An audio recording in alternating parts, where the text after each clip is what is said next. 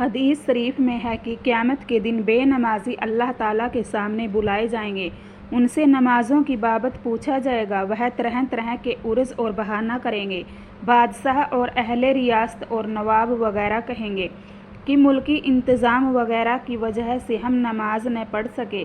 ان کے مقابلے میں حضرت داؤد اور حضرت سلیمان علیہ السلام پیش ہوں گے۔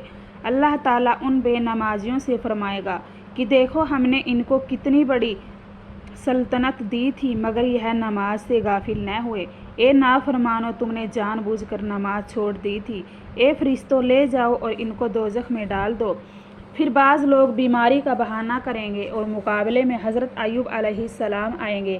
اللہ تعالیٰ فرمائیں گے کہ بیماری کی تکلیف ان کو زیادہ تھی یا تم کو، مگر یہ اتنی سخت اور لمبی بیماری میں ہم کو نہ بھولے، یہاں تک کہ اشاروں سے نماز پڑھتے رہے۔ اے فرشتوں، ان نافرمانوں کو بھی دوزخ میں ڈال دو۔ پھر اولاد والے بہانہ کریں گے۔ ان کے مقابلے میں حضرت یعقوب علیہ السلام آئیں گے۔ اللہ تعالیٰ فرمائے گا کہ ہم نے ان کو تم سے زیادہ اولاد دی تھی اور ان کو ان کے بیٹے یوسف کی جدائی کا غم دیا تھا اور بہت دنوں تک ان کو رلایا تھا مگر یہ نماز پڑھتے رہے۔ اسی طرح عورتیں حیلہ بہانہ کریں گی کہ ہمارے شوہر ظالم تھے، ان کے خوف سے ہم ہر وقت گھر کے کام کاج میں لگی رہتی تھی۔ ان کے مقابلے میں حضرت آسیہ فرعون کی بیوی آئے گی۔ اللہ تعالیٰ فرمائے گا، اے بے نمازی عورتوں، تمہارے شوہر زیادہ ظالم تھے یا اس کا شوہر فرعون زیادہ ظالم تھا؟ اس ہماری پیاری بندی نے اس کے سب ظلم و ستم سہے، یہاں تک کہ ہماری تابعداری میں جان دے دی اور نماز کی پابند رہی۔ اے فرشتوں، لے جاؤ ان کو بھی دوزخ میں ڈال دو۔ غرض کہ اسی طرح سب بے نماز مرد اور عورتیں مقدمہ ہار کر دوزخ میں ڈالے جائیں گے۔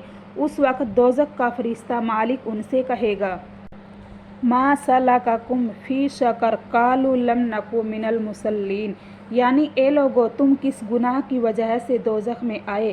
وہ کہیں گے کہ ہم دنیا میں نماز نہیں پڑھتے تھے۔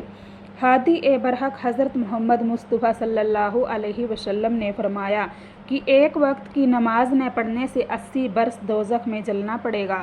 اللہ کی پناہ، نماز نہ پڑھنا کتنا بڑا جرم ہے۔ جو چاہے تو حق کی رضا مت کر، نماز اپنی قضا، ایسے کی دوزخ ہے سزا، لعنت گلے کی ہار ہے۔ حق کی عبادت کچھ نہ کی، گور اپنی آتش سے بھری، دوزخ کی سیدھی راہ لی، دہکا جہاں انگار ہے۔ اے بے نمازی، بے خبر تیری تو دوزخ ہے مقر، فرما چکے خیر البشر اللہ کا یہ اقرار۔ اب زندگی کا راز ہے، کر لے جو کرنا آج ہے، جب مر گیا محتاج ہے، پھر تو نہیں مختار ہے۔ السلام علیکم ورحمۃ اللہ۔